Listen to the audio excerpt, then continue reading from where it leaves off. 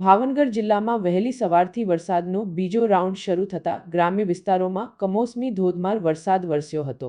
ભાવનગર જિલ્લામાં વાત કરીએ તો ઘોઘા અને ભાવનગર, તળાજા અને મહુવા તાલુકાના ગામડાઓમાં વરસાદ વરસ્યો છે, જેમાં ભાખલ, સોસિયા, અલંગ, માંડવા, તળાજા સહિતના વિસ્તારોમાં વરસાદ વરસતા ખેડૂતોના કપાસ, મગફળી કે જુવાર જેવા અન્ય પાકોને નુકસાની પહોંચી છે। ખેડૂતોને પડ્યા પર પાટું લાગ્યા બાદ કેટલું નુકસાન થયું તે આગામી દિવસોમાં સામે આવશે।